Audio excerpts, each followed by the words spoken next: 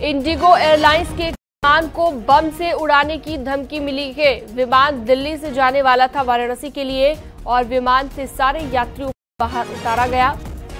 जांच पड़ताल की गई और जांच पड़ताल के दौरान कोई संदिग्ध सामान नहीं मिला है। मौके पर क्यूआरटी, सीआईएसएफ सहित अन्य एजेंसियों के अधिकारी पड़ताल में जुटे हुए हैं। शंकर आनंद फोन लाइन पर जुड़ गए संवाददाता ज्यादा जानकारी के लिए। शंकर, क्या लेटेस्ट अपडेट मिल रही है खबर को लेकर?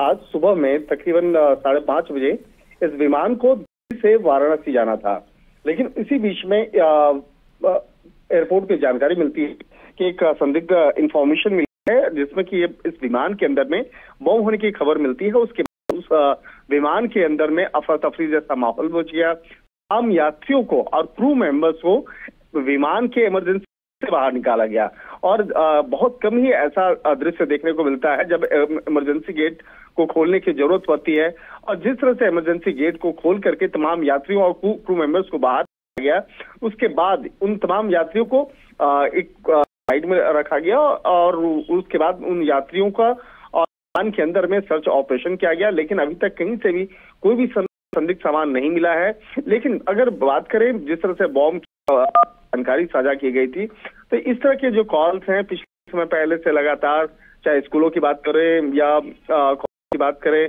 या अस्पतालों की बात करें, तो वहां पर कई कॉल्स देखने को मिले हैं।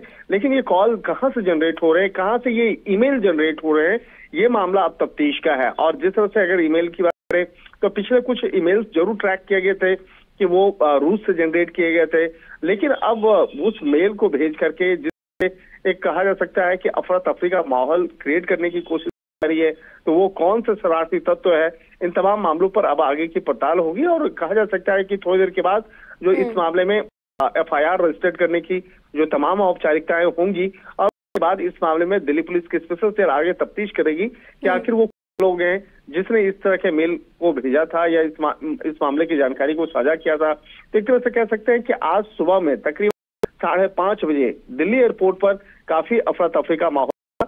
फिलहाल उस विमान को आइसोलेशन के लिए भेज दिया गया है। आइसोलेशन का मतलब है कि उसे किनारे में खड़ा किया गया है और उस विमान के चप्पे पर आप तफ्तीश की जा रही है। बहुत शुक्रिया जानकारी विस्तार से देने के लिए शंकर आनंद।